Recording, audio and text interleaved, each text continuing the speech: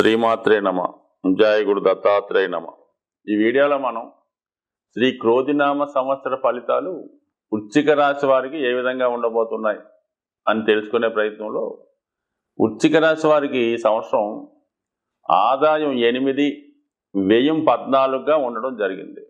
So దాన్ని బట్టి ఈ సంవత్సరం వీళ్ళ ఫైనాన్స్ ఆర్థిక పరిస్థితిని జాగ్రత్తగా ప్లాన్ చేసుకోకపోతే అదనంగా బడ్జెట్ పెరిగి రుణాలు పెరిగే అవకాశం ఉంది. అలాగే పాత రుణాలు అలాగే ఉండిపోయే అవకాశం ఉంది. సో ఈ కారణం వల్ల కంపల్సరీగా వీళ్ళ యొక్క ఖర్చులు ఏ విధంగా ప్లాన్ చేసుకోవాలో జాగ్రత్తగా ప్లాన్ చేసుకోవడం, అనవసర ఖర్చులు అనవసర బాధ్యతల నుంచి బయటపడడం మంచిది. సో ఏదైనా మొత్తం మీద కొద్దిగా 8 ఆదాయం అంటే మంచి ఇన్కమ్ మాట, మంచి అనుకూలమైన ఇన్కమే వస్తుంది. కానీ దాని మించిన ఖర్చులు రావడం వల్ల కొద్దిగా ఫైనాన్స్ డెఫిసిట్లో పడే అవకాశం ఉంది. కాబట్టి కానీ ఈ సంవత్సరం అంతా కూడా వీళ్ళు యాజిటీజ్గా కొంత లగ్జరీగా కొంత బెటర్ లివింగే ఉండే అవకాశం ఉంది రాశి వారికి. సో ఇక ఆదాయం 4, ఇక రాజపూజ్యం 4, అవమానం 5గా ఉండడం జరిగింది. అంటే ఇంచుమించుగా సమానంగానే ఉంది.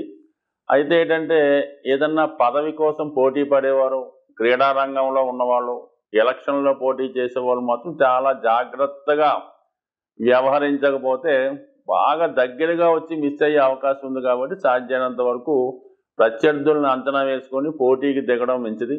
అనవసరంగా పౌరుషానికి పోయో పంతాలకు పోయో పోటీ చేయడం వల్ల కొంత గౌరవాన్ని తగ్గించుకునే అవకాశం ఉంటుంది. కాబట్టి అంటే నేరంలో మిస్ అవుతుంది. కాబట్టి జాగ్రత్తగా వ్యవహరించండి. అలాగే ప్రభుత్వ అధికారులకి ఈ ప్రమోషన్ సంబంధించిన విషయాల్లో ఆశించిన ప్రమోషన్ సకాలంలో రాకపోవడం కానీ, మీరు ఆశించిన ప్రమోషన్ ఇతరులకి రావడం వల్ల మీరు కొద్దిగా అవమానపడడం కానీ జరిగే అవకాశం ఉంది. కాబట్టి సాధ్యమైనంత వరకు వృశ్చిక రాశి వారు ఎవరితో పోటీ పడకుండా, పంతాలకు పోకుండా సాధారణంగా వాళ్ళ మనసును కంట్రోల్ చేసుకుంటూ ఈ సంవత్సరం అంతా కూడా సాఫీగా వెళితే అటు వృత్తి సంబంధించిన విషయాలు ఎటువంటి అవమానం మైనస్లు జరగకుండా, ఎటువంటి ఇబ్బందులు జరగకుండా ఉండే అవకాశం ఉంది. అలాగే ఆర్థిక పరిస్థితుల్లో మాత్రం కంపల్సరీగా జాగ్రత్తగా ప్లాన్ చేసుకుంటే మంచిది. ఇక సంవత్సర ఫలితాలు మనం చూసుకునేటప్పుడు ఎక్కువగా ఈ రాహు, కేతువు, శని, గురువుల్ని పరిశీలించడం జరుగుతుంది. యాజిటీజ్గా శని భగవానుడు అర్ధాష్టమ శనిలో ఈ సంవత్సరం అంతా కంటిన్యూ అయ్యే అవకాశం ఉంది. అయితే సంవత్సర ఫలితాలు కాబట్టి ఇది మోక్ష త్రికోణాన్ని రిప్రజెంట్ చేయడం జరుగుతుంది. 4, 8, 12. కాబట్టి ఈ రాశిలో ఉన్నటువంటి విద్యార్థులు కంపల్సరీగా ఈ సంవత్సరం హాస్టల్లో ఉండి చదువుకోవడం కానీ, కొద్దిగా పేరెంట్స్కి కుటుంబానికి దూరంగా ఉండి విద్యను అభ్యసించవలసి రావడం కానీ జరుగుతుంది. అయితే చాలా కష్టపడి చదవవలసి ఉంటుంది. అంటే సౌకర్యాలు తగ్గుతాయి. కాబట్టి దాని మీద పక్కన పెట్టి విద్య మీద దృష్టి పెట్టడం మంచిది. సో అలాగే బాధ్యతలు తీరిపోయిన వారు, రిటైర్మెంట్ వయసు దాటిన వారు సాధారణంగా మరి వాళ్ళు ఏదన్నా ఓల్డేజ్ హోమ్లో కానీ, ప్రశాంత జీవనం కోసం ఏదైనా పుణ్యక్షేత్రాలు తిరుపతి లేదంటే పుట్టపర్తి, షిరిడి లాంటి కేంద్రాల్లో శాశ్వతంగా అక్కడ నివాసపడడం కానీ, కొంతమంది ఏదన్నా కొద్ది దూర ప్రాంతంలో ఉన్నటువంటి ఆధ్యాత్మిక కేంద్రాల్లో కాలాన్ని గడపవలసి ఉంటుంది. అదే మరి సంపాదన రంగంలో ఉన్నవాళ్ళు కంపల్సరీగా వాళ్ళ సంపాదన కొరకు ఉన్న ప్లేస్ విడిచిపెట్టి వేరే ప్లేస్కి మైగ్రేట్ అవ్వడం జరుగుతుంది. అంటే ఊరు విడిచిపెట్టి వేరే ఊళ్ళో జీవన విధానం సాగించవలసి ఉంటుంది. అది విదేశం కూడా కావచ్చు, మనకు పరిచయం లేని అన్య ప్రాంతం కూడా కావచ్చు. మొత్తం మీద మాత్రం ఉన్న ప్లేస్ నుంచి మారడం అన్నది ఈ రాశి వారికి వాళ్ళ స్థాయిని బట్టి జరిగే అవకాశం ఉంది. ఆధ్యాత్మిక రంగంలో ఉన్నవాళ్ళు చాలా ప్రశాంతమైన జీవితం, అంటే కోరికలు తగ్గించుకొని ఎటువంటి వ్యామోహాలు లేకుండా, దేని మీద కోరికలు లేకుండా ఉన్న వనరులతో తృప్తి పడే వారికి మాత్రం చాలా హ్యాపీగా సంతోషంగా ఉండే అవకాశం ఉంది. ఏమాత్రం కోరికలు కోరినా, వసతులు కావాలనుకున్నా, ఇంకా ఏదో సాధించాలని అనుకుంటా మాత్రం ఏమీ జరిగే అవకాశం లేదు. ప్రశాంత జీవితం గడిపే వారికి మాత్రం 100% ఈ సంవత్సరం బాగుంది. ఇక గురువు యొక్క బలాన్ని పరిశీలించినప్పుడు ప్రస్తుతం ఈ ఏప్రిల్ 9వ తారీఖు నుంచి నెలాఖరు వరకు, అంటే ఏప్రిల్ నెలాఖరు వరకు 6వ స్థానంలో సంచరిస్తున్నటువంటి గురువు 7వ స్థానంలోకి కామ త్రికోణంలోకి ప్రవేశించడం జరిగింది. అంటే కోరికలకు సంబంధించినది ఎంతో కాలంగా ఎదురు చూస్తున్నటువంటి మీ యొక్క ఆలోచనలు, మీ కోరికలు నెరవేరే సమయం మీకు మే 1వ తారీఖు నుంచి రాబోతుంది. 3వ స్థానం, 7వ స్థానం, 11వ స్థానం యాక్టివేట్ అవుతుంది. అలాగే లగ్నం పైన కూడా గురు దృష్టి ఉండడం వల్ల గజకేసరి యోగం కూడా యాక్టివేట్ అవ్వడం వల్ల జాతకుడు పుణ్యక్షేత్రాలు విహార క్షేత్రాలు తిరిగే అవకాశం ఉంది. ముఖ్యంగా స్త్రీలకి వివాహ ప్రయత్నాలు ఫలించే అవకాశం ఉంది. అలాగే సంతానానికి సంబంధించిన విషయాలు, ఆరోగ్యం, ముఖ్యంగా ఎవరైతే ఈ రాశిలో ఉన్నటువంటి స్త్రీలకి సహజంగా ఉన్నటువంటి ఈ ప్రెగ్నెన్సీకి సంబంధించినటువంటి హెల్త్ ప్రాబ్లమ్స్, గైనిక్ సంబంధించిన ప్రాబ్లం ఉన్న వాళ్ళకి మరి ఈ సంవత్సరం వాటి నుంచి బయటపడి సంతానవతులయ్యే అవకాశం ఉన్నది. సో అలాగే మరి 3, 7, 11 అవ్వడం వల్ల వివాహ ప్రయత్నాలు ఫలించడం, వివాహాలు సుఖవంతం అవడం, ఆదాయం పెరగడం, జీవిత భాగస్వామి యొక్క సహకారం, ఆవిడ యొక్క ఆదాయం పెరగడం, మొత్తం మీద చాలా వరకు గురువు ఈ రాశి వారికి అనుకూలంగా ఉండడం జరిగింది కాబట్టి ఇది కూడా ఓకే. అయితే ధర్మ త్రికోణాన్ని 5వ స్థానంలో ఉన్నటువంటి రాహు పూర్వపుణ్య స్థానాన్ని మీ యొక్క పుణ్యాల్ని వ్యర్థం చేసే అవకాశం ఉంది. సో 5, 9, 1 అంటే ధర్మ త్రికోణాన్ని రాహు పరిపాలించడం వల్ల ఏంటంటే న్యాయానికి, అంటే ముఖ్యంగా మన ధర్మానికి, అలాగే మన యొక్క కార్యక్రమాలు విరుద్ధంగా ప్రవర్తించడం, మన సంస్కృతికి సంస్కారానికి విరుద్ధంగా ఉండడం, దైవ ఆరాధన తగ్గడం, ఇతర వాటి మీద ఆలోచన పెరగడం, అక్కలేని విషయాలు కలగజేసుకోవడం జరుగుతూ ఉంటుంది.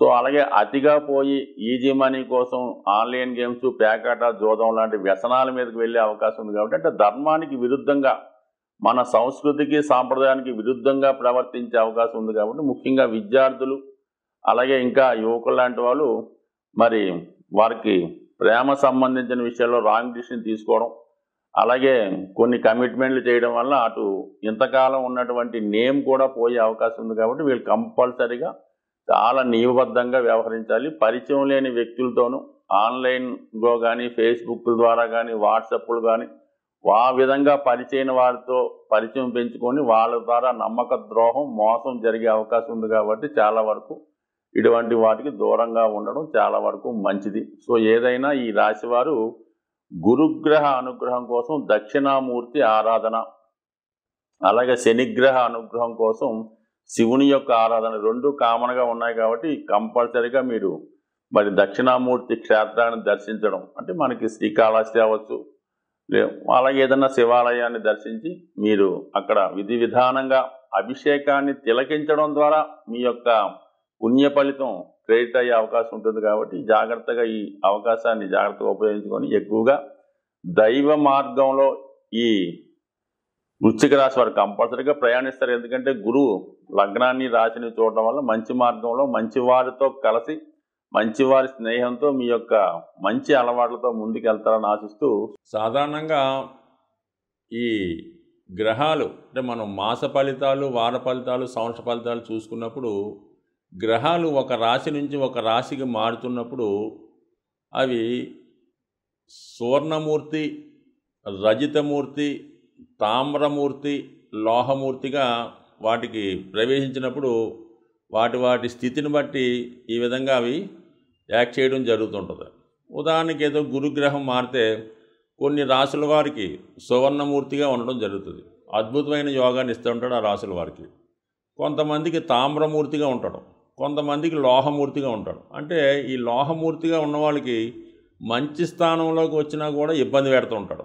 అదే రజితమూర్తిగా ఉన్న వాళ్ళకి కొంత మిక్స్డ్గా ఉండడం జరుగుతుంటుంది. ఇలా ప్రతి గ్రహానికి కూడా ఈ మూర్తి నిర్ణయం అనేది జరుగుతూ ఉంటుంది. సో ఆ కారణం వల్ల కూడా మరి గోచారరీత్యా ఇప్పుడు ఏలినాడు శని వచ్చింది, అదే సువర్ణమూర్తి అయితే పెద్ద ఇబ్బంది పెట్టడం. ఈ విధంగా అందరికీ ఒకే విధంగా ఉండదు, రాశులను బట్టి ఈ మూర్తి నిర్ణయం జరుగుతూ ఉంటుంది. ఇది కూడా గోచారంలో పర్టికులర్గా నిర్ణయించవలసిన విషయం. అది వ్యక్తిగతంగా మీరు పర్సనల్గా ఎవరన్నా జ్యోతిష్కుని చూపించుకున్నప్పుడు ఆ గ్రహం ఏ భావంలోకి వస్తుంది, అది ఏ మూర్తిగా నిర్ణయించడం జరిగింది అన్న విషయం మీదే ఆ ఫలితం ఆధారపడి ఉంటుంది. అలాగే గ్రహాలు మారినప్పుడు కూడా అష్టక వర్గు అని ఒకటి ఏర్పడుతుంటుంది. అంటే ఒక్కొక్క గ్రహం కొన్ని బిందువులు ఇస్తూ ఒక సామూహికంగా ఒక అష్టక వర్గు ఏర్పడుతుంటుంది. సో ఈ అష్టక వర్గులో విడివిడిగాను అష్టవర్గం ఉంటుంది, అన్నిటికీ కలిపి ఒక అష్టవర్గం ఉంటుంది. సుమారుగా శని మీ జాతకంలో ఒక 7 గ్రహాలు ఉన్న రాశి మీద, శని 7 బిందువులు ఇచ్చినటువంటి రాశి మీద సంచరించినప్పుడు అది ఏ భావమైన అద్భుతమైన ఫలితాలు ఇవ్వడం జరుగుతుంది. అది 11లోకి వచ్చినా కూడా శని భగవానుడు 0 బిందువుల మీద ప్రయాణిస్తుంటే ఎట్టి పరిస్థితుల్లో కూడా మీకు ఉపయోగించడం చాలా ఇబ్బంది పెడుతుంటాడు. అందువల్ల ఈ అష్టవర్గులో బిందువులు, ఈ మూర్తి నిర్ణయం రెండూ కూడా ఈ జ్యోతిష విధానంలో చాలా ఇంపార్టెంట్ అయినవి. ముఖ్యంగా గోచార సంబంధించిన విషయాల్లో ఈ 2 విషయాలు, అంటే ఒకటి ఈ మూర్తి నిర్ణయం, 2 ఈ అష్టకవర్గ బిందువులు పూర్తిగా పరిశీలించిన తర్వాత మాత్రమే ఆ గ్రహం ఇచ్చే ఫలితాన్ని నిర్ణయిస్తే ఇంకా అనుకూలమైనటువంటి అక్యురేట్ ఫలితాలు మీరు పొందగలిగే అవకాశం ఉంటుంది. ఇది ఎక్కువగా ఈ ఉత్తరాది రాష్ట్రాల్లోనూ తమిళనాడులో కూడా ఈ సిస్టాన్ని అమలు చేస్తూ ఉంటారు. సో మరి తీరుకున్న వాళ్ళు జ్యోతిష్కులు కూడా పరిశీలించవచ్చు. అలాగే జ్యోతిష్ అభిమానులు కూడా ఈ విషయాన్ని దృష్టిలో పెట్టుకొని మీరు జ్యోతిష్కుడిని సంప్రదించినప్పుడు ఈ విషయాన్ని కూడా తెలుసుకుంటే మీకు ప్రతి సంవత్సరం మీరు జన్మ జాతకంలో ఈ అష్టకవర్గు సీట్ ఒకటి ఉంటుందన్నమాట.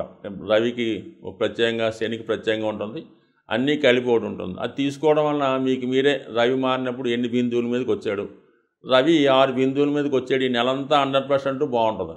రవి 4 బిందువులు వచ్చాడు, యావరేజ్గా ఉంటుంది. రవి 0 బిందువు మీదకి వచ్చాడు, చాలా దరిద్రంగా ఉంటుంది. సో ఈ విషయాన్ని కూడా మీరు గమనించి నిర్ణయించుకుంటే మీరు ఖచ్చితమైన ఫలితాలు పొందుతారు. జ్యోతిష్యం మీద నమ్మకం కూడా పెరిగే అవకాశం ఉంటుంది. స్వస్తి.